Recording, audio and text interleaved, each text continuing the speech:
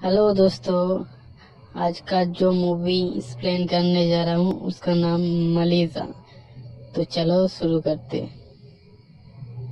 कि किसी लेडी का फ्यूनरल चल रहा है दोस्तों। यहाँ पर उसका हस्बैंड भी है जिसका नाम है चाचा चौधरी। रामू, श्यामू और समोसू, ये तीनों के तीनों बेचारे उनके चले जाने की वजह से बहुत दुखी हैं। पर यहाँ पर हम साफ साफ नोटिस कर पा रहे हैं कि आंटी के चले जाने का फर्क ना तो चाचा में नजर आ रहा है और ना ही उनके तीनों बेटों में नजर आ रहा है। वो लोग बस यहाँ के लोगों को दिखाने के लिए ही जबरदस्ती सड़ूसा मुंह बनाकर बैठे हैं। खैर, नौटंकी खत्म हो जाती है और ये लोग भी अपने घर वापस आ जाते हैं। पर यहाँ पर जब घर वापस आते हैं तो इनके घर में दिखती है इन्हें एक कुंवारी कन्या। अब इसे देखकर ये लोग बड़े हैरान है कि ये कन्या आखिर यहाँ पर कर क्या रही है। अंदर आकर के वो देखते हैं कि उसने घर को बड़ा साफ सुथरा कर रखा है, उसके साथ साथ खाने के लिए भी खाना बना कर रखा है। अब खड़े खड़े ही पूरा एक ट्रक भर करके इज्जत मिल गई है तो इन लोगों को भी बर्दाश्त नहीं हो रहा। तो ये लोग पूछ लेते हैं कि बिटिया आखिर तुम हो कौन। तो इस पर वो बताती है कि मेरा नाम एंजेला है और मैं यहाँ की मेड हूँ। मुझे कल ही आंटी ने हायर किया था और आज ही आंटी ने बट ली। यहाँ पर वो तीनों उसे यहाँ पर देख करके बड़ा रिलीफ फील करते हैं कि चलो काम नहीं करना पड़ेगा। जिसके बाद एक दो दिन बीत जाते हैं और हम देखते हैं कि एंजेला उनका घर बहुत अच्छे से संभाल कर रख रही है।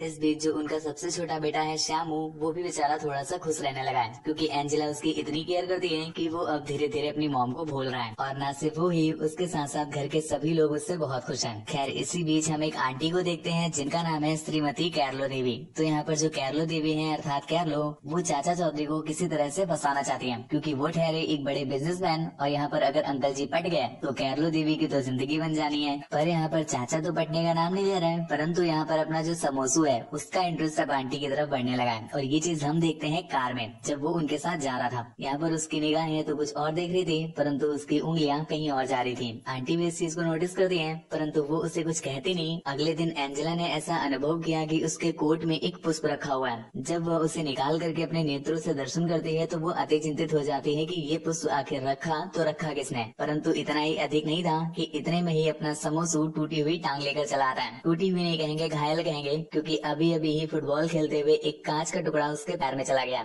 जिसके बाद एंजेला उसकी पैंट को उतार करके उसके पैर पर दवाई वगैरह लगाती है। और यहाँ पर समोसू को जो खुशी मिल रही है वो उसकी हम दोनों टांगों के बीच में आराम से देख सकते हैं। खैर, यहाँ पर वो अपनी प्रसन्नता का इतना व्याख्यान नहीं करता है परंतु वो जाता है अपने एक मित्र के पास और उसे जाकर के इस घटना का संपूर्ण विवरण देता है। जिस पर उसका मित्र कहता है कि क्या तुम्हारी जो नौकरानी है वो इतनी कामुक है, अर्थात वो तो हमारा भी यंत्र ले लेगी। जिस पर समोसू ने कहा कि नहीं बेटा नहीं, सिर्फ मैं ही दूंगा। जिसके बाद वो दोनों ऐसे ही फालतू की बीसी पेलने लगते हैं। तो उसका दोस्त बोलता है कि ठीक है, तुम अपनी नौकरानी की मुझे दिखा देना और इसके बदले मैं अपनी बहन की तुम्हें दिखा देता हूँ। जिसके बाद वो समोसू को अपनी बहन के रूम के पास ले जाता है जहाँ पर उसकी बहन कपड़े चेंज कर रही थी। और यहाँ पर ये दोनों शीशे से उसकी बहन का वेशभूषा बदलावन अपने नेत्रों से प्रत्यक्ष रूप में देख रहे थे। उसी रात्रि हर बार की तरह एंजेला समोसू के रूम में आती है। जो तुम सोच रहे हो वो नहीं, क्योंकि यहाँ पर समोसू के साथ ही उसका भाई श्यामू सोता है। तो जिस तरह से तुम रात में चद्दर गंदा करते हो उसी तरह से बेचारा छोटा श्यामू अपना बिस्तर गंदा कर देता था। इसलिए अंजला रात में आकर के चेक करती थी कि कहीं श्यामू ने बिस्तर तो नहीं गंदा कर दिया। और इसी बात का अनुमान लगाने के लिए जब वो उसके कक्ष में आती है तो यहाँ पर फिलहाल श्यामू ने तो बिस्तर नहीं गंदा किया था परंतु उसके जाने के बाद अपने समोसू की पैंट जरूर गंदी हो जाती है क्योंकि वो आई यहाँ पर अपनी नाइटी पहन कर थी। इसके अगले ही दिन एंजेला चुप करके देख लेती है कि आखिर उसके कोट में पुष्प रखता कौन है। यहाँ पर पकड़ा जाता अपना समोसू जिसकी ठरक का लेवल बहुत ऊपर चढ़ चुका है और वो किसी भी तरह से एंजेला की प्राप्त करना चाहता है। और अपना समोसू दूसरी तरफ बैकअप प्लान लेकर भी चल रहा है क्योंकि वो अक्सर अपने उस मित्र के घर जाया करता था, उसे अपनी और एंजेला की बनावटी कहानियां सुनाया करता था और इस बात के बदले उसका मित्र अपनी बहन को उसके हाथों में सौंप देता है। अब फिलहाल तुम यही सोच रहे होगे कि समोसू कितना बड़ा ठरकी है, तो मेरे भाई ऐसा नहीं है। आखिर समोसू आया भी तो कहाँ से है, अपने पिता से। तो उसके पिता भी परम ठरकी हैं। यहाँ पर वो अखबार पढ़ने के बहाने एंजेला के अंग प्रत्यंग को निहारा करते हैं परंतु अभी अपने चाचा चौधरी इस बात को लेकर के अति चिंतित हैं कि एंजेला का कोई पूर्व प्रेमी न हो। जिस पर बातों ही बातों में वो एंजेला से इस प्रश्न को पूछ लेते हैं जिसके उत्तर में एंजेला ने कहा कि उसका कोई भी प्रेमी नहीं है। अब जब उन तीनों ने ये सुना तो उनकी प्रसन्नता उनके मुख एवं उनकी पैंट दोनों पर हमें साफ साफ दिखाई देती है। खैर, अब उन तीनों को ही हरी झंडी मिल चुकी है तो सबसे पहला प्रयास करता है अपना रामू जो उसे घर में छेड़ने का प्रयत्न कर रहा था परंतु इतने में ही अपना समोसू आ गया जिसे पता नहीं ऐसा क्यों लगता है कि वो सुपरमैन है। तो वो यहाँ पर उसको बचाने के लिए जाता है जिस पर उसकी गंदी तोड़ी जाती है। अब वो यहाँ पर पिल पल के रामपाल बन चुके हैं तो वो बेचारे शांति से अपने रूम में लेटे होते हैं। यहाँ पर एंजेला को लगता है कि बेचारा मेरे ही चक्कर में ठूसा गया है, इसलिए वो उसके पास जाकर के उसका आत्म मनोबल बढ़ाती है और उससे ये भी बता देती है कि हाँ मुझे पता है समोसू,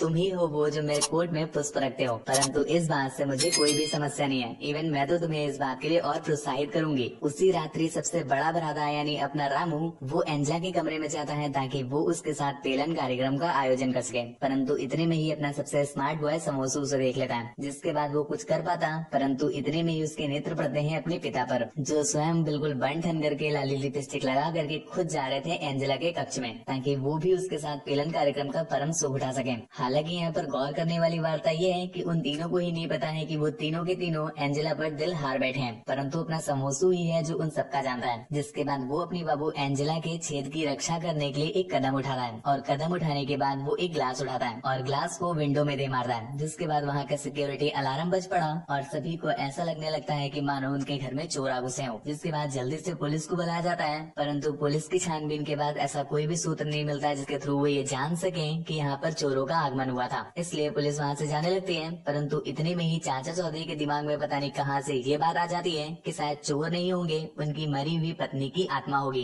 क्योंकि हो सकता है कि उनकी धर्म पत्नी ना चाहती हो और शायद इसी कारण बस वो उन्हें रोकने के लिए आई होंगी। खैर अपनी धर्म पत्नी को अपने से दूर चले जाने पर भी अपने चाचा चौधरी को कोई भी दुख नहीं हुआ था, तो उनके वापस आने पर घंटा दुख होगा, इसलिए वो डिसाइड करते हैं कि वो एंजेला का पीछा नहीं छोड़ेंगे। जिसके बाद वो अगला प्रयत्न करते हैं एंजेला से शादी करने का, पर एक समस्या थी कि यहाँ पर समोसू उपस्थित था। अब उसकी उपस्थिति में इस तरह का कोई निर्णय तो लिया नहीं जा सकता, तो चाचा उसके गमन के लिए एक उपचार निकालते हैं और समोसू से कहते हैं कि तुम जाओ कैरोल देवी आंटी के पास और उनके पास ही कुछ सामान है उसे वहाँ पर पहुँचा कर आओ। यहाँ पर समोसू अपने पिता की आज्ञा को तो टाल नहीं सकता था, परंतु वो समझ रहा था कि उसके पिता के मन में आखिर चल क्या रहा है, इसलिए वो अपने ठरकी मित्र से कहता है कि तुम जाओ और मेरे घर में नाक बन के बैठ जाना, जब तक मैं वापस ना जाऊँ तब तक तुम उठना नहीं, ताकि मेरे पिता एंजेला के साथ विवाह का प्रस्ताव रख ही न पाए। खैर यहाँ पर हम कोरेलो देवी का ग्रह का दृश्य देखते हैं। यहाँ पर कोरेलो देवी भी मियाँ खलीफा से कम नहीं है, यहाँ कतई वो स्टेप मॉम वाला सारा कोर्स करके आई है। जिस तरह से वो समोसू को आमंत्रित कर रही थी अपने वर्टिकल होठों को चटवाने के लिए, जिससे हमें साफ साफ समझ आ रहा है कि आंटी बिना मूंगफली खाए मानेंगी नहीं, परंतु यहाँ पर इनका कुछ इंतजाम हो पाता। इतने में ही वो ठरकी मित्र पुनः वापस आ गया और उसने समोसू से कहा कि तुम्हारे जो पिता हैं उन्होंने तुम्हारे घर से मुझे डांट करके भगा दिया है। ये बात जब समोसू सुनता है तो जल्दी से आंटी को करता है साइड में और शीघ्र भागता है अपने घर की तरफ, परंतु उसके यहाँ पर पहुँचने से पहले ही देरी हो चुकी थी, क्योंकि उसके पिता ने अपनी शादी का प्रस्ताव एंजेला के सामने रख दिया था। इस बात पर एंजेला भी ना करने नहीं वाली थी, क्योंकि वो बहुत धनी थे और धन किसको नहीं प्यारा, परंतु यहाँ पर बाहर खड़ा अपना समोसू ये सब कुछ सुन रहा है। जिसके अगले ही दिन अपने चाचा चौधरी पहुँच जाते हैं अपनी मॉम के पास, अर्थात समोसू की दादी माँ।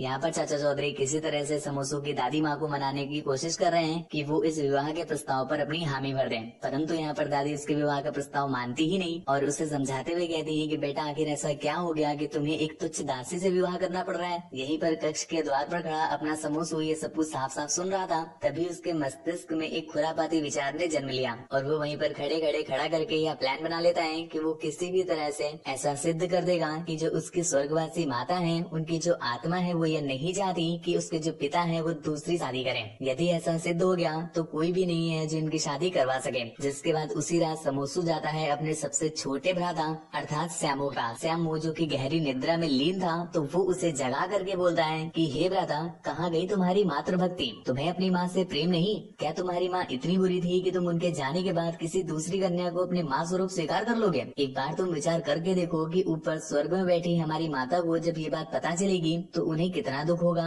ये बात जब उनका छोटा भ्राता अर्थात श्यामू सुनता है तो उसका हृदय कंपित हो उठा है। इस पर उसके आंखों से आंसू ठीक उसी प्रकार झलकने लगते हैं जैसे आपका द्रव। उसके करुणा का ये शोर सुन करके और आंखों की धार देख करके वहाँ के सभी लोग उससे पूछते हैं कि आखिर क्या कारण हो गया कि तुम इतनी रात्रि में इतने दुखी हो। जिस पर श्यामू ने उन सभी को अपनी मन की व्यथा बताई कि मैं किसी भी पराई स्त्री को अपनी माता स्वरूप स्वीकार नहीं कर सकता। यदि मुझे कोई माता चाहिए तो मेरी वही पुरानी वाली माता। यहीं पर उसके निकट खड़ी दादी माँ जब उस छोटे से बच्चे के दिल की पुकार सुनती है तो वो अपने निर्णय पर पूरी तरह से अटल हो जाती है। और अब जब माता जी ने संपूर्ण रूप से मना कर ही दिया है तो वो बेचारे अपने ग्रह पर वापस लौट आते हैं। यहाँ पहुँचते ही एंजेला को एक क्षण भी नहीं लगता ये समझने में कि ये सारा किया धरा समोसू का था, क्योंकि वो जानती है कि समोसू का खुरापाती दिमाग जब तक उसके छेद को चाट नहीं लेता तब तक वो कुछ न कुछ खुराबात करता ही रहेगा। जिस पर वो घर पहुँच करके समोसू को बहुत खरी खोटी सुनाती है। समोसू जब इस बात पर विचार करता है कि एंजेला शादी के लिए इतना ज्यादा उत्सुक क्यों हो, तो उसे समझ आता है कि एंजेला इसीलिए विवाह करना चाहती है ताकि जो उसकी गरीबी है वह मिट सके और वो भी एक धनी व्यापारी की अर्धांगिनी बन सके।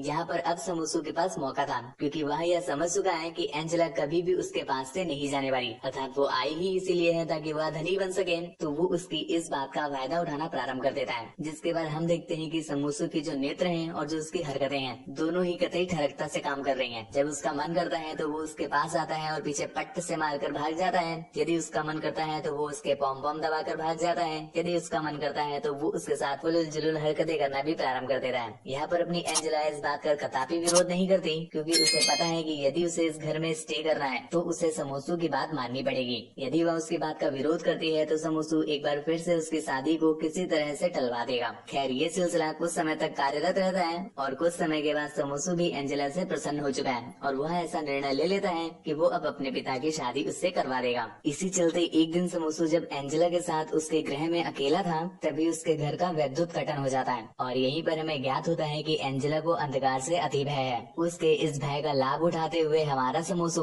उसे अंधकार में ही भयभीत करने लगता है। जब एंजेला अति भयभीत हो जाती है तो वो समोसू से कहती है कि प्लीज तुम मुझे भयभंत करना बंद करो। तो समोसू उससे कहता है कि ठीक है, मैं तुम्हें भयभीत करना तो बंद कर दूंगा, परंतु उसके लिए तुम्हें मेरा एक काम करना होगा। एंजेला जिसकी संपूर्ण रूप से फटी पड़ी है तो वो भी उसकी बात मान लेती है, जिसके बाद आप भी जानते हो कि समोसू उससे क्या करने के लिए बोलेगा। और वहाँ पर हम देखते हैं कि उनके घर से पलंग के हिलने की आवाजें आने लगती हैं। अंदर क्या हुआ होगा मुझे तो समझ नहीं आ रहा, आप मुझे बताइएगा कमेंट सेक्शन में। खैर पलंग हिलाने के बाद अपना समोसू संपूर्ण रूप से तृप्त हो चुका है और वह अपने पिता से कहता है कि मेरे स्वप्न में एक बार फिर से मेरी माता आई थी और उन्होंने मुझे यह आदेश दिया है कि मैं अपने पिता को जाकर के यह बात बताऊं कि अब मेरी माता इस रिश्ते से संपूर्ण रूप से प्रसन्न हो गई है और अब मेरे पिता चाहे तो उस दासी से विवाह संपन्न कर सकते हैं। अब भाई सब यह समाचार सुनते ही चाचा चौधरी की तो निकल पड़ती है, जिसके अगले ही दिन वो ले जाकर के एंजेला के साथ विवाह को संपन्न करते हैं। और इसके बाद हम देखते हैं मूवी के अंतिम क्षण में जब चाचा चौधरी अपनी हो चुकी अर्धांगिनी अर्थात एंजेला जी से कहते हैं कि तुम अपने पुत्रों को चुंबन दो, यह यहाँ का रिवाज है, पर वह चुंबन एक माता की भांति होना चाहिए। जिसके बाद हम देखते हैं एंजेला रामू को चुंबन देती है और वो श्यामू को भी चुंबन देती है, परंतु जब बारी आती है अपने समोसू की तो वो उसे चुंबन न देते हुए उसे एक छोटी सी मुस्कान देती है। और उसकी इस मुस्कान को अगर हम हिंदी में अनुवादित करें तो उसका यही अर्थ है कि वो कह रही है राजा अभी चुंबन रहने दो। और इसी संदेश के साथ यह मूवी भी यहीं पर समाप्त